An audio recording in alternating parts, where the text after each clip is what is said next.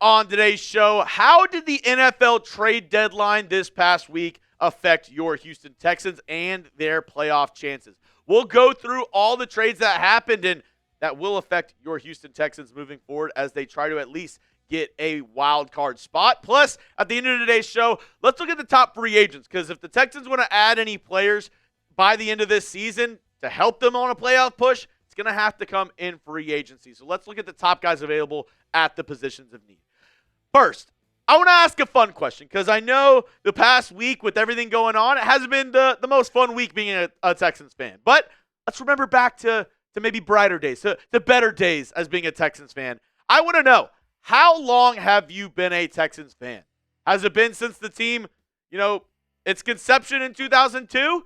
Has it been since the 2010s? Let me know. How long have you been a Texans fan? And if you want bonus points, let me know. Who was the starting quarterback whenever you first were watching the team? Only if you want bonus points. Only if you want bonus points. Let me know when you started watching this team and who the quarterback was when you really started becoming a fan of this Texans squad. All right, let's go through the trades that happened. Remember, trade deadline was November 4th. It was Tuesday, 4 o'clock Eastern time, and that was the last time NFL teams were able to make trades during the 2025-2026 NFL season. First up, let's talk about the one that I actually broke down in a singular video on Tuesday morning. It is the Jakobi Meyers trade, and because this one impacts your Texans most, closely to this date, because the Texans, they play the Jags on Sunday, and Jakobi Meyers will more than likely be suiting up to be Trevor Lawrence's go-to guy. And this move, I actually really like this move for the Jags, because what's the one problem that the Jacksonville's faced all year? All year. It's been drops at the wide receiver spot. I mean, look at the running back spot too. Look at that Texans game that the Jags beat the Texans. I want to say they had like 4 or 5 drops in that game alone. Insert Jakobi Meyers, who last year for Las Vegas, 0 drops all season long, cracked 1,000 yards for the first time in his NFL career. So they get a shorthanded wide receiver whenever their depth is bad. Brian Thomas Jr., Diami Brown, questionable.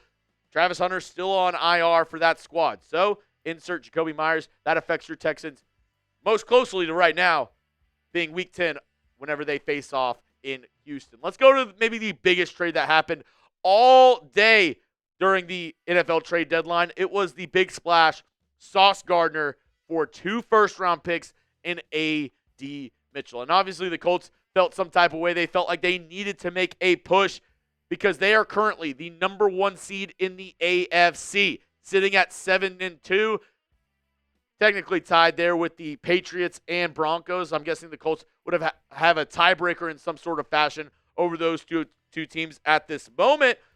But after a loss to the Pittsburgh Steelers, the Colts said, no, we're not going to be scared. We're putting all our chips on the table. Jim Irsay's daughter, credit her, she's down on the sideline. She's doing everything she needs to do to win this division and get possibly a number 1 seed and a first-round bye in the AFC playoffs. And the impact that this has on your Houston Texans is we still have to play the Colts twice this year, and this definitely improves their secondary. Their defense, not too shabby, and then they add a lockdown corner in Sauce Gardner. He's, maybe hasn't had his best year, and since his rookie season, I think he's been a little bit, overinflated in my opinion, but at the end of the day, he's still a good cornerback. Look at the numbers from 2022, 20 PBUs, 2 interceptions. I believe the stat was at the beginning of the year, Sauce Gardner has the most PBUs out of any corner since he was drafted. So maybe they did overpay for Sauce Gardner. Maybe, 2 firsts and A.D. Mitchell is a crazy asking price for a lockdown corner like Sauce. And he's also on a pretty big contract, getting paid more than Derek Stingley. But I want to hear from you folks at home. The Colts trading for Sauce was a blank move. Let me know your thoughts down in the comments section. The Colts trading for Sauce was a blank move. Did you like it? Was it a good move, bad move? What do you think about that? Because they are, like I said, going all in. And for me, I had to use this. I had to use this meme because it's bold. That's a bold move, Cotton. Let's see if it pays off for him, because they are basically banking on Daniel Jones continuously having these, great games for the Colts offense. Jonathan Taylor absolutely running over teams, and, their schedule has been pretty favorable so far. So I'm really interested to see if they keep that up throughout the next couple weeks because, the Colts, they lost to the Steelers. Daniel Jones had 3 interceptions. They play the Falcons in Germany this week. And past that, it's not an easy schedule. They play the Texans moving forward. They also play the Chiefs moving forward. So their schedule definitely gets a little bit tougher down the road. Banking everything on this season and Daniel Jones, if I told you that before the season, you'd probably say the Colts are absolutely insane. But, bold move. And fortune usually favors the Bolts. Let's see if it does it with the Indianapolis Colts or if they will be regretting that decision down the road with those first-round picks. Now, coming up, more trade impact. Plus, we're going to take a look at some free agents the Texans could add at some positions of need. And I'm gonna warn you, they're not pretty. They're not the most beautiful girls at the ball. We'll say that. But we'll look at the top free agents that the Texans could add before I talk about what the Texans can add. Let me talk about what you could add to your daily life, and it is our friends over at Prize Picks. You want some more excitement? Well, I got you covered because this episode is brought to you by Prize Picks. The hard-hitting football action is even better with Prize Picks. And the weather, that might be a changing, but the feeling of being right never gets old. So keep the season rolling on Prize Picks by getting $50 instantly in lineups when you play your first $5. Prize Picks is the only app that offers stacks, meaning you can pick the same player up to 3 times in the same lineup. Want to pick more on Josh Allen's pass yards and rush yards and touchdowns? Now you can pick all of them in the same lineup only on Prize Picks. And Prize Picks is the best way to get action on football in more than 40 states, including California, Texas, and Georgia. And for this weekend, this is the lineup that I am rolling with. Davis Mills, I have faith. Come on, Mills Mafia. Come on, Mills Mafia. More than 0.5 passing touchdowns. Nico Collins, they have a connection. Remember, Mills, he has thrown to Nico Collins. He was the starter whenever Nico Collins was one of the top wide receivers for this team still. So I think that connection is going to carry over to this Sunday. Give me the more on his longest reception. I'm going less on Travis Etienne's first carry, 3.5 yards. Come on, Texans defense. And then Trevor Lawrence, 0.5 interceptions.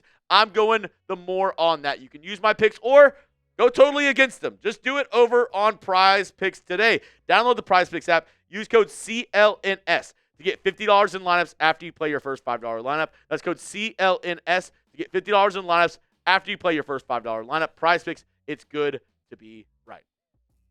All right, let's talk about some more trades that impact this Texans team because it's not just, the teams in our division that made trades. Other teams in the AFC also improved. The Chargers, this one wasn't on trade deadline day, but they went ahead and made a move for an edge rusher in Odafe Owe from the Baltimore Ravens, improving their defense just a little bit. And then right before the trade deadline ended, this one came through the fax machine, they ended up trading for Saints offensive lineman Trevor Penning. Both of their star tackles, Joe Alt and Rashawn Slater, will miss the rest of this season. So the Chargers, currently in the wild card race, have one of those spots. They could be falling because, like I said, both of their starting tackles out for this year. And as Texans fans, we have to pay attention to teams in the wild card race and what they're doing because I'm not done with this Texans season. I still think there is a reality, there's a way, there's a will that the Texans could end up being in a wild card spot. Now, is that what we all wanted and hoped for, and was that the aspirations whenever we started this season? Of course not. We all thought AFC South champs once again, three-peat. But let's be realistic and say, hey, we are still in it for this wild card race. And remember, the Texans, C.J. Stroud's rookie year at the beginning of the year did not look like they were going to make the playoffs. Went on a magical run. The only team to make the playoffs after starting 0-3 since the year 2000, your Houston Texans in 2018. So it's not over till the fat lady's singing and I don't hear any noise. So we got to pay attention to what other teams are doing.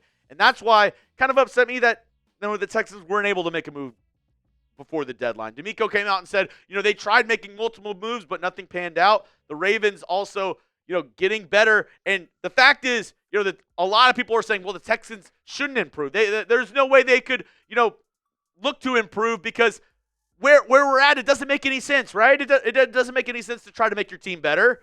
Well, the Ravens are sitting exactly where the Texans are. Both those teams are 3-5. The Texans actually own the head-to-head over the Ravens, and they are continuously trying to improve. So I don't want to hear that the Texans shouldn't look to get better this year. The Texans should mail it in. As long as there's a will, as long as there's a way, you got to try to make that playoffs, because all that matters is getting into the dance. All it matters is that you're playing football in January. Once that is, hey, you have 60 minutes each and every week to continue and survive and advance. And that's all I'm asking for the Houston Texans, if we can just make it to the dance. And I see people in the comments saying it's over. Hey, that's your prerogative. You can say it's over, but I'm not quitting till the fat lady sings. So let's look at some top free agents that the Texans could add if they need. Later on in the season, obviously, we weren't able to add anybody at the trade deadline. At the running back spot, here are the top guys that we're looking at in free agency. Gus Edwards, who I'm actually shocked that he still has yet to make a roster. Played well, I think, for the Chargers last year, for the Ravens as well.